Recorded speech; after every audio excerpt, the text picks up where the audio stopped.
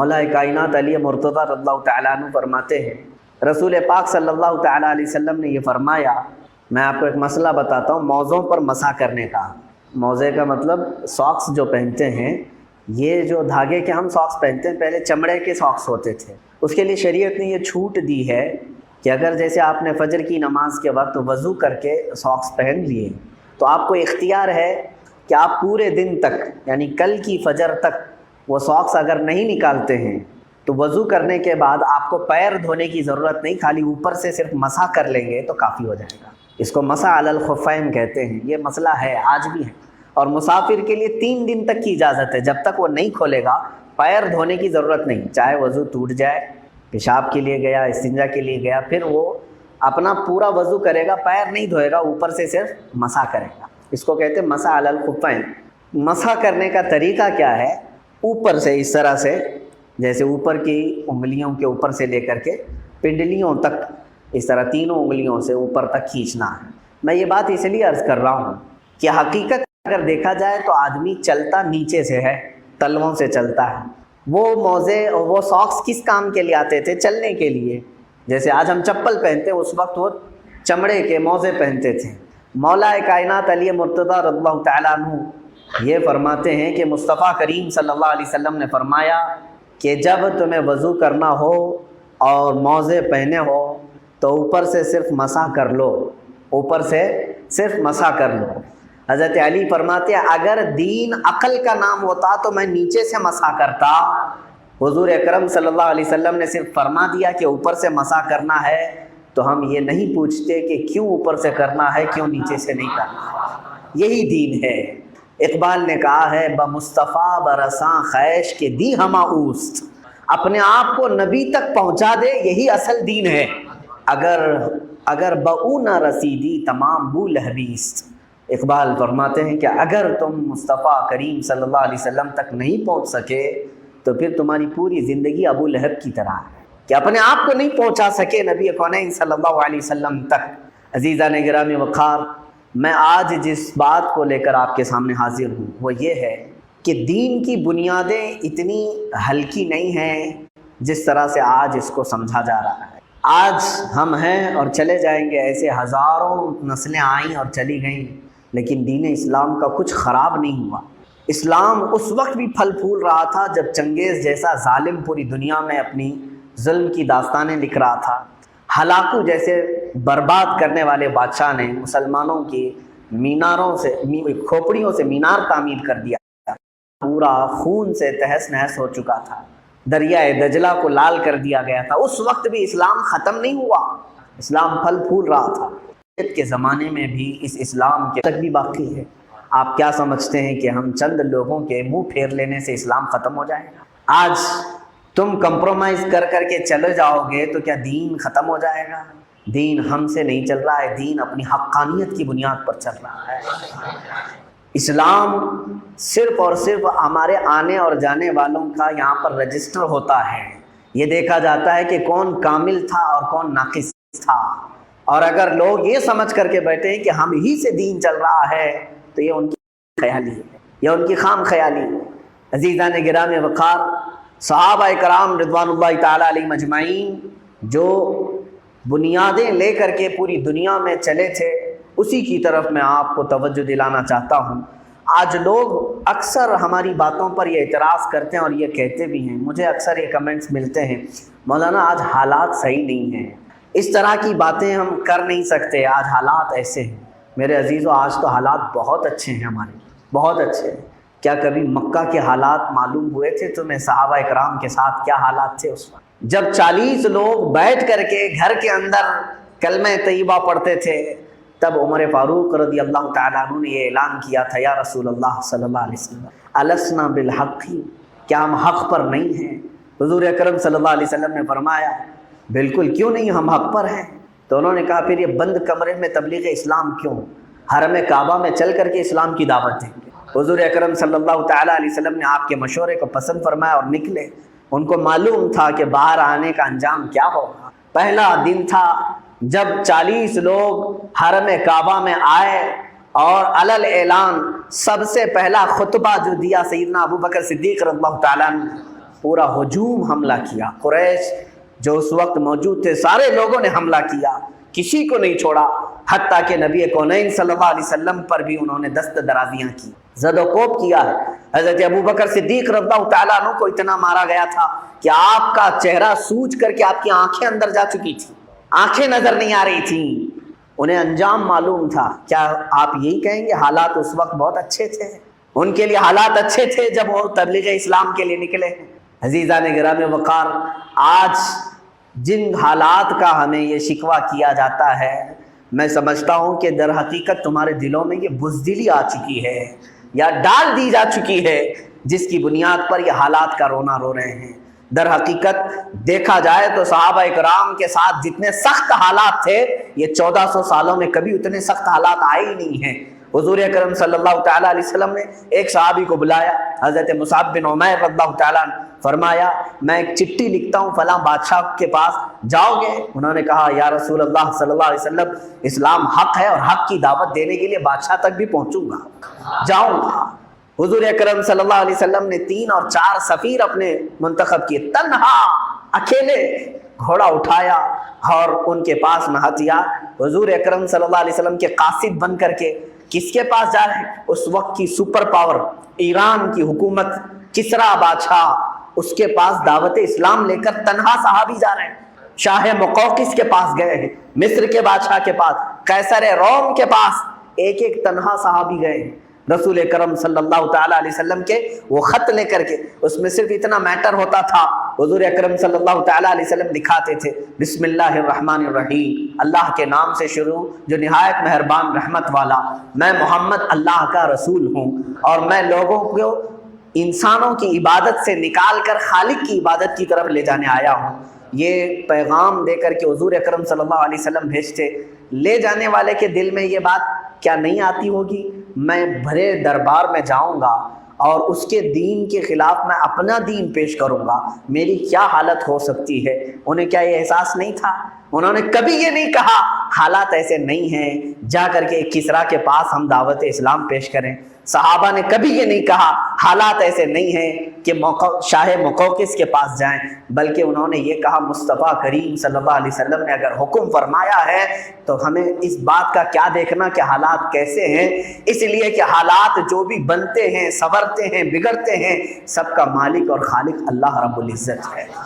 اور وہ نکلے گئے بھی، ایران کے بادشاہ کے پاس ایک صحابی ہیں، مقوقس کے پاس ایک صحابی ہیں، قیصر کے پاس ایک صحابی ہیں، اور وہ پڑھ کر کے بھرے مجمع میں سنا رہے ہیں۔ ان میں سے کئی بادشاہوں نے اسلام قبول بھی کیا ہے، حضور اکرم صلی اللہ علیہ وسلم کو تحفے اور ہدایہ دے کر کے بھی بھیجا ہے۔ ایک بادشاہ نے قیصر روم نے حضور صلی اللہ تعالیٰ علیہ وسلم کے، کسرا نے حضور صلی اللہ علیہ وسلم کے خط کو پھاڑ دیا اور حضور اکرم صلی اللہ علیہ وسلم کے قاصد کو قتل بھی کیا، مارا بھی۔ یہ بھی حالات ہوئے ان کے ساتھ۔ واپس آئے، میرے آقا صلی اللہ علیہ وسلم نے صرف اتنا فرمایا جس نے میرے فرمان کو پھاڑا عنقریب اللہ اس کی سلطنت کو پھاڑ دے گا، جس نے میرے قاصد کو قتل کیا اللہ تعالیٰ اسے قتل فرمائے گا۔ چند دنوں کے بعد پوری اس بادشاہ کی سلطنت میں ایسا وبال آیا کہ اس کے بیٹے نے ہی اسے قتل کیا، باپ کو تخت دار پر چڑھایا اور وہ سلطنت ایسی بکھر گئی کہ کئی ٹکڑوں میں بٹ گئی، ایک سلطنت تقسیم ہو گئی۔ حضور اکرم صلی اللہ علیہ وسلم نے جو فرمایا تھا، صحابہ کو یہی یقین تھا کہ مصطفیٰ کریم صلی اللہ تعالیٰ علیہ وسلم کے اصولوں پر چلو، دنیا پورے حالات اپنے ساتھ کر لے گی۔ ایک بات میں آج آپ کو بتا کر چلوں، میرے عزیزوں، جیسے بھی حالات ہیں، ہم غلام رسول ہیں یا نہیں؟ نبی کونین صلی اللہ علیہ وسلم کی نسبت ہمارے ساتھ ہے یا نہیں؟ اللہ رب العزت نے تو وعدہ یہ فرمایا ہے، تم اگر اس طرف چلو، ہوائیں اگر مخالف ہیں تو مولا تمہارے خلاف کی ہواؤں کو بدل بھی سکتا ہے، ہوائیں بدل سکتی ہیں۔ مصطفیٰ کریم صلی اللہ علیہ وسلم کے دیوانے اگر چل پڑے۔ آپ نے کبھی یہ سوچا کہ حضور اکرم صلی اللہ علیہ وسلم کی یہ چند سپاہی افریقہ کے جنگلوں میں گئے ہیں دین کی تبلیغ کے لیے؟ کہاں پر؟ جو بربر قوم تھی، جس کو بربر قوم کہا جاتا تھا، جو انسانوں کو کاٹتے تھے، کھاتے تھے، ان کے پاس گئے ہیں۔ اور یہ صحابہ اکرام رضوان اللہ تعالیٰ علیہ مجمعین جو دین اسلام کی یہ نشر و اشاعت کے لیے نکلے تھے، نہ انہیں زبان آتی تھی کہ ان کی وہ بربر قوم کی، جب وہ جنگلوں میں پہنچے تو ایسی قوم کے پاس پہنچے ہیں جن کو کپڑے پہننے کا بھی سلیقہ نہیں، وہ کپڑے بھی نہیں پہنتے تھے، خون خوار لوگ تھے، ان کے درمیان پہنچے ہیں۔ انہوں نے کبھی یہ نہیں کہا حالات ایسے نہیں ہیں یہاں اسلام لانے کے مطابق، کبھی وہ صحابہ نے شکایت نہیں کی کہ جنگل میں یہ خون خوار لوگوں کے پاس ہم دین اسلام کیسے لے کر کے آئیں، حالات اس طرح کے نہیں ہیں۔ تم حالات کرتے ہوئے بیٹھو، کیا آپ کے لیے پوری بادشاہت سجا دی جائے تب آپ اسلام کی بات کریں گے؟ عزیزان گرامی وقار، آج 2 وقت کی ناز و نعم کی روٹی مولا تمہیں کھلا رہا ہے، عزت کے چہرے تمہیں عطا کیا ہے، عزت کے ساتھ مسجدوں میں نمازیں تمہاری ہو رہی ہیں، ساری چیزیں ہیں، اس کے باوجود آج کچھ لوگ اس طرح کا رونا روتے ہیں کہ ایسے حالات ہیں کہ ہمیں کچھ فلیکسیبل ہونا چاہیے، ایسے فلیکسیبل جس کو کہا جاتا ہے کوا چلا ہنس کی چال اپنی چال بھول گیا۔ جب بہت دنوں تک شیر کتوں کی صحبت میں رہتا ہے تو سننے میں یہ آتا ہے کہ شیر بھی بھونکنے لگ جاتا ہے، کتا بننے لگ جاتا ہے۔ اس کو کہتے ہیں بہت زیادہ جو فلیکسیبل بننے کی کوشش کرتا ہے وہ اپنی اصلیت گنوا جاتا ہے، اپنی اصلیت بھول جاتا ہے۔ آج جو لوگ اس طرح کی باتیں کر رہے ہیں، ہم نے ان کے مستقبل کو بھی دیکھا، ان کے چند دنوں کے بعد ہونے والے حالات کو بھی دیکھا۔ جو دین کو ہلکا سمجھ کر کے سارے چلتا والی باتیں کرنے لگے، چند دنوں کے بعد ان کی پیشانیوں پر ٹیکے بھی لگے، چند دنوں کے بعد ان کے گھروں میں پوجا پاٹ بھی ہونے لگی، چند دنوں کے بعد ہم نے دیکھا ہے کہ ان کے گھروں میں کامن نام بھی آنے لگے۔ اس کی وجہ صرف اور صرف یہ ہے کہ وہ فلیکسیبل بننے کی کوشش کرتے رہے، نہ دین ان کے پاس رہا، نہ ادھر کے نہ ادھر کے۔ عزیزان گرامی وقار، پہرا دو مصطفیٰ کریم صلی اللہ علیہ وسلم کے اصولوں پر، نبی کونین صلی اللہ تعالیٰ علیہ وسلم کی اس دین کی بات اس وقت تک کرتے رہو جب تک تمہارے جسم میں اللہ نے جان باقی رکھی ہے۔ میں آپ کو بتاؤں، امام احمد بن حنبل رضی اللہ تعالیٰ عنہ کی بات مجھے آج اس لیے کہنی ہے، میرا یہ پیغام پہنچایا جائے، یہ میں بڑی شدت کے ساتھ اس کو احساس کر رہا ہوں۔ آج سوشل میڈیا پر ہمارا ایک کثیر نوجوانوں کا طبقہ جو صرف اور صرف سوشل میڈیائی علماء اور مفتیان کرام کو پڑھ رہے ہیں اور دیکھ رہے ہیں، انتظار میں رہتے ہیں کہ اب کیا حکم آئے گا، کیا آرڈر آئے گا۔ میں مسلسل دیکھ رہا ہوں جب سے یہ حالات یہاں پر بگڑتے گئے، ابھی کی بات نہیں کر رہا ہوں، اس سے قبل بھی جو حکومتوں نے قوانین بدلنے کی کوشش کی، اس سے پہلے بھی کچھ ایسے مداہنت پسند لوگ جن کے چہروں پر داڑھیاں بھی ہیں، سروں پر عمامے بھی ہیں، جسم پر جبے بھی ہیں، لیکن ان کا قلم جب چلتا ہے تو اتنا ہلکا اور آسان کر کے دین کو، مجھے افسوس ہے اس بات کا کہ دین کو اس طرح سے ہلکا کر کے لوگوں کے سامنے پیش کیا گیا۔ اب لوگ اسی بات کے انتظار میں رہتے ہیں کہ ہر چیز کا یہاں پر بدل موجود ہے، مسجد نہیں تو گھر اس کا بدل ہے، عید نہیں تو اس کا بدل نفل ہے، روزہ نہیں تو اس کا بدل صدقہ و خیرات ہے، ہر چیز کا بدل علماء سے ڈھونڈنے کے متلاشی ہیں آج نوجوان، اور کچھ علماء نے یہ کام کیا بھی ہے سوشل میڈیا میں۔ آپ ایسا نہ کرو، جائز ہے، یہ بھی کر سکتے ہو، آپ ایسا نہ کرو، یہ بھی جائز ہے۔ عزیزان گرامی وقار، اب دیکھو کہ بقرعید آنے والی ہے، میں انتظار میں تھا کہ کوئی ایسا ہی صلح کلی، کوئی ایسا ہوگا جو سب کو صحیح کہنے والا عنقریب فتویٰ دے گا کہ آپ جانوروں کی قربانی نہ کر کے خیرات بھی کر دو، چلے گا، جائز ہو جائے گا۔ اس طرح کی باتیں میں سوچ ہی رہا تھا، اور کل مجھے وہ فتویٰ مل بھی گیا۔ سوشل میڈیا پر کسی نے یہ بات بھی ڈال دی کہ اگر آپ یہاں ایسے ایسے حالات ہیں تو آپ وہ رقم غریبوں میں تقسیم کر دیں۔ میں ان سے کہتا ہوں کہ غریبوں کو تقسیم کرنے کی بات اور فکر صرف قربانی میں کیوں؟ آپ اپنے گھروں میں بڑی بڑی جو شادیاں کرتے ہیں اسے کم کرو، غریبوں میں تقسیم کرو۔ بہت بڑے بڑے جو گھر بناتے ہیں چھوٹا بنا لو اور غریبوں کے بھی بنا لو، وہاں یاد نہیں آتی بات۔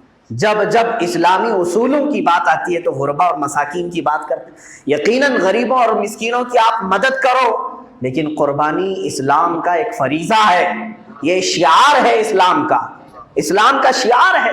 میں نے اس سے قبل بھی آپ سے کہا تھا کہ ان چیزوں پر کمپرومائز کیا جا سکتا ہے، مثال کے طور پر میرا گھر یہاں پر ہے، آپ کا گھر یہاں پر ہے، دروازہ میرا سامنے ہے، آپ کا بھی سامنے ہے، کھڑکی میں نے سامنے لگائی، آپ نے بھی سامنے لگائی، ہم دونوں آپس میں اگر کچھ کمپرومائز کرنا چاہتے ہیں تو یہ ہو سکتا ہے کہ میاں تم کھڑکی اپنی ادھر لگا لو، دروازہ ادھر کر لو۔ میں نے کہا ٹھیک ہے، آپ پردہ ادھر کر لو، کھڑکی ادھر کر لو۔ یہ ہوتی ہے کمپرومائز کی بات، اس میں کچھ ہمارا جا نہیں رہا ہے، لیکن سامنے والا مجھ سے کہہ رہا ہے تو اپنا پایا اکھاڑ لے، پایا اکھاڑ لے اور ادھر رکھ لے، تو کیا اس کو کمپرومائز کہتے ہیں؟ عزیزان گرامی وقار، یہ اس طرح سے اگر کوئی جڑیں نکالنے کی بات کرے تو یہاں فلیکسیبل ہونے کی بات نہیں ہے، بلکہ وہ مجھے تباہ و برباد کرنے کی بات کر رہا ہے۔ اسی طرح دین کے کچھ اصول ہیں، ان میں کمپرومائز نہیں ہوتا۔ دین کے اصولوں میں ہمیشہ صحابہ اکرام رضوان اللہ تعالی علیہ مجمعین سے لے کر آج تک وہ لوگ اپنی جان قربان کر چکے، لیکن اسلام کی کسی چیز کو انہوں نے کمپرومائز نہیں کیا۔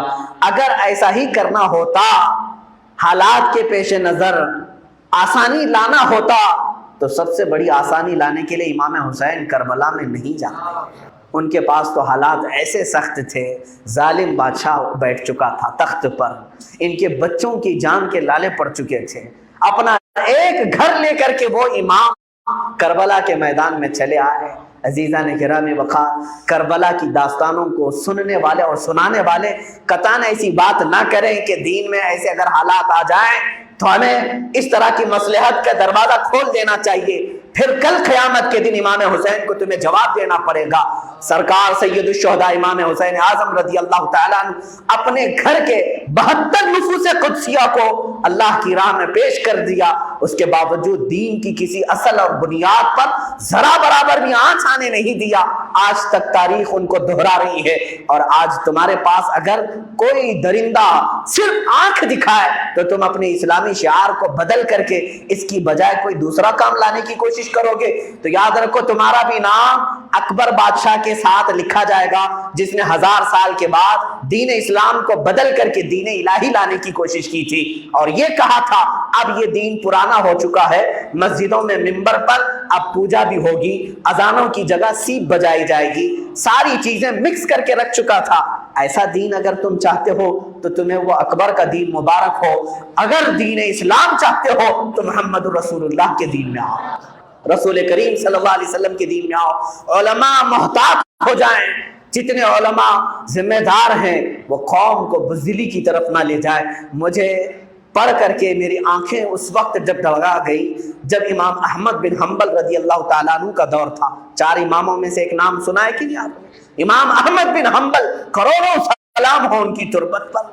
شیخ سعدی رحمۃ اللہ تعالیٰ علیہ فرماتے ہیں تا مرد سخن نہ گفتہ باشد، عیب و ہنرش نہ ہفتہ باشد۔ جب تک آدمی بات نہیں کرتا اس کی اچھائی بھی چھپی رہتی ہے، برائی بھی چھپی رہتی ہے۔ انسان اپنے کلام سے، اپنی بات سے سمجھ میں آ جاتا ہے کہ کس کیٹیگری کا ہے، کس لیول کا ہے۔ اس کی گفتگو کے آداب اس کی حقیقت بتاتے ہیں، بلکہ یہاں تک کہ اس کے نسب کا بھی پتہ لگا لیا جاتا ہے اور اس کی تربیت کا بھی اندازہ ہو جاتا ہے۔ حضرت لقمان حکیم سے پوچھا گیا نیکی کس کا نام ہے، تو آپ نے فرمایا 2 چیزیں اور بہت چھوٹی ہیں۔ نیکی 2 چیزیں ہیں جو بہت چھوٹی ہیں۔ کہا کیا ہے؟ کہا کہ ملاقات میں لوگ اپنے بھائیوں سے مسکرانا اور نرم گفتگو کرنا۔ ساری نیکیوں کی جڑ ہے یہ، نرم گفتگو کرنا اور لوگوں سے خندہ پیشانی کے ساتھ مسکرا کر ملاقات کرنا۔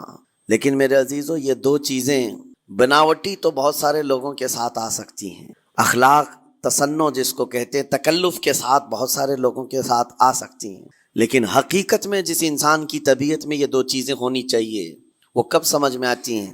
اس وقت جو مولا علی کرم اللہ وجہہ الکریم نے فرمایا کسی انسان کو اس کی حقیقت دیکھنا ہو تو غصے کے عالم میں اسے دیکھو، وہ اپنے آپے سے باہر ہوتا ہے یا اپنے مزاج کے خلاف کس طرح بات کو سن کر کے تحمل رکھتا ہے۔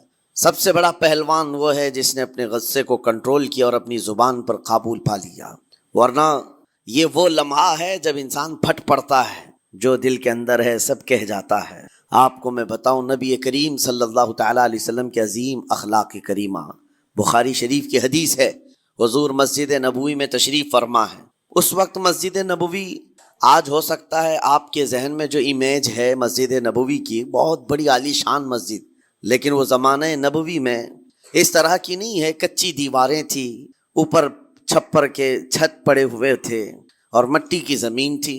یہ مسجد نبوی کی شکل اس زمانے میں حضور اکرم صلی اللہ تعالیٰ علیہ وسلم اپنے صحابہ کے ساتھ بیٹھے ہیں، ایک دیہات کا رہنے والا شخص آیا۔ ایک بات یاد رکھیں کہ دیہات میں، گاؤں میں رہنے والوں کے اخلاق اور تمیز میں بڑا فرق ہوتا ہے، ان کے ہاں آداب کی کمی ہوتی ہے۔ وہ شخص آیا اور مسجد نبوی میں آ کر حضور صلی اللہ علیہ وسلم سے کچھ بات چیت کیا، اور تھوڑی دیر کے بعد مسجد میں ہی کھڑے ہو کر پیشاب کرنا شروع کیا۔ بخاری شریف میں یہ حدیث موجود ہے، جب مسجد نبوی میں کھڑے ہو کر پیشاب کرے تو صحابہ اکرام سب دیکھ کر کے دوڑانے لگ گئے، خذوہ خذوہ، پکڑو اس کو، پکڑو اس کو، اور صحابہ دوڑاتے تھے، وہ پیشاب کرتے ہوئے بھاگتا تھا پوری مسجد میں۔ نبی پاک صلی اللہ تعالیٰ علیہ وسلم نے فرمایا دعوہ، چھوڑ دو اس کو، کر لینے دو، پیشاب کر رہا ہے مسجد میں، چھوڑ دو اس کو۔ جب وہ صحابہ اکرام حضور کا حکم سنتے ہیں سب پیچھے ہٹ گئے۔ تھوڑی دیر کے بعد نبی کریم صلی اللہ تعالیٰ علیہ وسلم نے صحابہ سے فرمایا پانی کے ڈول بھر کر کے لائے جائیں۔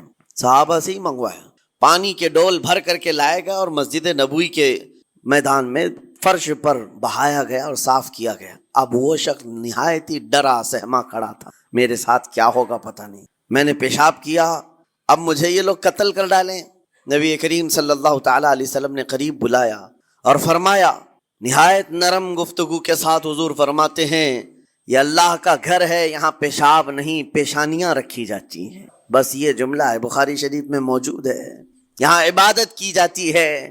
اتنا کہہ کر رخصت ہو گئے، رخصت کر دیا۔ وہ دیہات سے آیا ہوا جو نوجوان تھا یا شخص تھا، باہر نکلتے ہی وہ کلمہ طیبہ پڑھ کر حضور کی غلامی میں شامل ہوا۔ میں نے وہ بلند عالی اخلاق نہیں دیکھے۔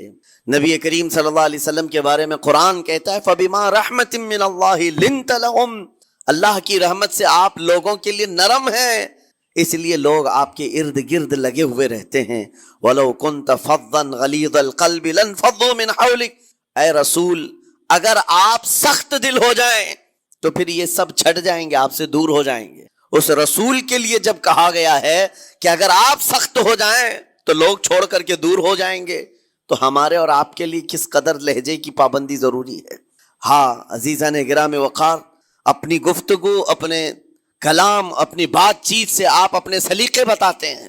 گالی گلوچ کرتے ہوئے جن کی صبح شامیں ہوتی ہیں، ان کو دیکھ کر کے ہی پہچان میں آ جاتا ہے کس گھر سے یہ تعلق رکھتا ہے، کہاں ان کی تربیت ہوئی ہے، کس طرح ان کے آداب سکھائے گئے۔ اسی لیے میرے عزیزو، بچوں کو آوارہ بھی نہ چھوڑ دینا کہ وہ اپنی زبان گلی کوچوں سے سیکھ کر کے جائیں۔ کل کو ہوگا یہ کہ اس کی زبان کی وجہ سے لوگ تمہیں تان و تشنیع کریں گے، اس کا باپ ایسا ہوگا اس لیے بچہ ایسا ہے، اس کی ماں اس طرح ہوگی اس لیے اس کی گفتگو ایسی ہے۔ کیونکہ موسٹلی زیادہ طور پر بچے اپنے ماں باپ کے اخلاق کو نقل کرتے ہیں، ٹرانسفر ہوتی چلی جاتی ہیں۔ ایک بار حضور اکرم صلی اللہ تعالیٰ علیہ وسلم مسجد نبوی سے باہر نکل کر جا رہے ہیں۔ توجہ میرے عزیز ہو، اخلاق کہاں دکھانے چاہیے اور ہماری بات چیت کے انداز ہمیں کہاں ہونا چاہیے، میں آپ کو بتاؤں۔ حضور تشریف لے کر جا رہے ہیں، صحابہ اکرام کھڑے تھے حضور کے اطراف۔ مدینہ طیبہ کی ایک بوڑھی خاتون جس کا ذہنی توازن کھویا ہوا ہے، یعنی وہ دماغی طور پر ڈسیبل ہے، اور وہ آئی جا رہی تھی۔ لوگ جب بھی اس کو دیکھتے راستہ کاٹ لیتے، وہ جس کو بھی پکڑتی تھی سنانا شروع کرتی تھی، جو منہ میں آئے بکنے لگ جائے، اور لوگوں کو تنگی محسوس ہونے لگتی۔ صحابہ نے دیکھا کہ یہ عورت آ رہی ہے، حضور کی طرف آ رہی ہے، سب نے حضور صلی اللہ علیہ وسلم کو گھیر لیا، اس کا راستہ روکنے کے لیے اب آئے گی، اور نبی کریم صلی اللہ علیہ وسلم کے پاس اگر زبان درازی کرنے لگ جائے، پاگل عورت ہے، اور بک بک کرنے لگ جائے، حضور پاک صلی اللہ علیہ وسلم کے ادب میں کہیں کمی نہ آ جائے۔ صحابہ کا یہ ہمیشہ اہتمام رہتا۔ حضور اکرم صلی اللہ علیہ وسلم نے دیکھا تو صحابہ سے کہا ہٹ جاؤ، اس کو آنے دو، ہٹ جاؤ، اس کا راستہ چھوڑ دو۔ صحابہ نے کہا یا رسول اللہ صلی اللہ علیہ وسلم، اس کا ذہنی توازن ٹھیک نہیں ہے، دماغی طور پر وہ عورت ٹھیک نہیں ہے، وہ آئے گی اور لمبی باتیں کرتی ہے، لا یعنی باتیں کرتی ہے، کہیں آپ کی شان پاک میں کوئی گستاخی نہ ہو جائے۔ صحابہ روک رہے تھے، حضور پاک صلی اللہ علیہ وسلم نے سختی سے فرمایا، ارشاد فرمایا ہٹ جاؤ، اس کا راستہ چھوڑ دو، مجھے پتا ہے پورے مدینے میں اس کی کوئی نہیں سنتا، میں بھی نہ سنوں تو وہ کس کو سنائے گی، اگر میں بھی نہ سنوں تو وہ کس کو سنائے گی۔ یہ میرے مصطفیٰ کریم صلی اللہ تعالیٰ علیہ وسلم کے دربار عالی جاہ کی وہ بلند اخلاق کریمانہ کی ایک مثال ہے۔ جس کو خود میرے آقا نے فرمایا بعثت لأتمم مکارم الاخلاق۔ عزیزان گرامی وقار، لوگوں کے آج حالات ایسے ہیں کہ اچھے لوگوں کے ساتھ اخلاق الگ دکھائے جاتے ہیں، چھوٹے لوگوں کے ساتھ اخلاق الگ دکھائے جاتے ہیں۔ سٹیٹس کا آدمی ہو تو اس کے ساتھ ملنے کے طریقے الگ ہیں، اور غریب کوئی آ جائے، فقیر کوئی آ جائے تو اس سے ملنے کا انداز الگ ہو جائے۔ یہ نہ ہو، یہ ہم سب کے لیے نصیحت ہے۔ اسی ممبئی کی سرزمین پر میں آپ کو بتاؤں، ایک ماہم شریف میں بزرگ حاجی صاحب ہوا کرتے تھے، آج سے تقریباً 10-12 سال پہلے کی۔ وہ کئی لوگوں سے ایک سوال کرتے تھے پکڑ پکڑ کر کے کہ میرا ایک سوال ہے، آپ جواب دیں گے، میرا ایک سوال ہے۔ کئی علماء سے انہوں نے پوچھا، مجھ سے بھی انہوں نے، جب میں نیا تھا مصر سے پڑھ کر کے آیا تھا، میرے پاس آ کر کہا کافی سالوں سے میرے ذہن میں ایک سوال ہوتا ہے، میں آپ سے بھی پوچھنا چاہتا ہوں۔ کہا بتائیے کیا ہے؟ کہا میں حضور سرکار مجاہد ملت رحمۃ اللہ علیہ کا مرید ہوں، علامہ حبیب الرحمن مجاہد ملت، رئیس اعظم اڑیسہ، جن کے خدمات جلیلہ آج ہو سکتا ہے نئی جنریشن کو نہ معلوم ہو، ان کا لقب ہے مجاہد ملت، جنہوں نے سنیت کی بقا کے لیے اپنا تن من دھن سب قربان کیا تھا۔ وہ مجاہد ملت عظیم بزرگ ولی کامل ہے۔ یہ حاجی صاحب کہتے ہیں کہ میں ایک نارمل آدمی تھا، کڑیا تھا، یعنی گھر بنانے کا کام کرتا تھا۔ جب وہ ممبئی تشریف لاتے تو دوڑ کر کے ہر جگہ سے لوگ ملنے آتے، میں بھی گیا تھا، اور اس وقت میں جوان تھا۔ حضور مجاہد ملت رحمۃ اللہ علیہ کی بات وہ بتا رہے ہیں کہ لوگ لائن لگا کر کے مصافحہ کر رہے تھے، مل رہے تھے۔ جب مل رہے تھے تو پھر میرا نمبر آیا، میں ملنے کے لیے گیا۔ بزرگوں کے سب ہاتھ چومتے ہیں، یہ ہمارے سنیوں کے طریق ہیں۔ ادب، علماء ذوی الاحترام کے ہاتھوں کا بوسہ لینا یہ مستحسن ہے، یہ ہمارے آداب میں سے، معمولات اہل سنت میں سے۔ تو جب سب لوگ ان کے دست بوسی کر رہے تھے، ہاتھ چوم رہے تھے، میں بھی قریب گیا، اور جب میرا نمبر آیا میں ہاتھ چومنے کے لیے گیا تو انہوں نے میرا ہاتھ لے کر خود ہی چوم لیا۔ وہ بزرگ عالی جاہ ولی کامل جن کو دنیا مجاہد ملت کہتی ہے، میرا ہاتھ انہوں نے چوم لیا، اور میرے اندر ایسی پشیمانی تھی کہ میں کیا کروں سمجھ میں نہیں آیا۔ میں ایک معمولی سا کڑیا، اور کہاں ان کا مقام، کہاں میرا۔ تو اس کے بعد وہ اس بے چینی میں رہتے تھے کہ ایسا کیوں کیا، ایسا کیوں کیا، کیونکہ پوچھنے کا موقع ہی نہیں ملا۔ ایک بزرگ تھے، انہی کے خلیفہ تھے حضور مجاہد ملت کے، انہوں نے اس کا جواب دیا۔ میرے عزیزو، کیا بہترین جواب تھا۔ حضرت مجاہد ملت رحمۃ اللہ تعالی علیہ یہ چاہتے تھے کہ ہزاروں لوگ ہماری تعظیم کرتے ہیں تو کہیں ہمارے دماغ میں بادشاہت کا خیال نہ آئے، ہم غریب اور فقیر کا ہاتھ چوم کر اپنے نفس کی مخالفت بھی کرتے ہیں۔ اخلاق کریمانہ دکھانے کے لیے اسٹیٹس والوں کے ساتھ ہی نہیں، غربا فقراء کے ساتھ بھی وہ اخلاق ہو۔ نبی کریم صلی اللہ تعالی علیہ وسلم کے وہ آداب آج اگر آپ اپنا لیں، بہت ساری کڑوی چیزیں ویسی ختم ہو جائیں۔ آج ممبئی کی سرزمین پر سب سے بڑا یہ چیلنج ہے بات کرنے میں، نوجوانوں کے تو آج پارے چڑھے ہوئے ہوتے ہیں، ان سے کوئی بھی بات کر لے، جس تیور میں یہ بات کرتے ہیں ایسا لگتا ہے کہ ابھی لڑائی ہو جائے گی، ابھی جھگڑا ہو جائے گا۔ اس کی عادت سی بن گئی ہے۔ آپ کو پتہ ہے فرمایا گیا، عربی کا قول ہے جراحت السنان لها التیام ولا یلتام ما جرح اللسان۔ تلوار سے، چاقو سے دیا ہوا زخم سوکھ سکتا ہے، زبان سے دیا ہوا زخم کبھی نہیں سوکھتا، زبان سے دیا ہوا زخم نہیں سوکھتا۔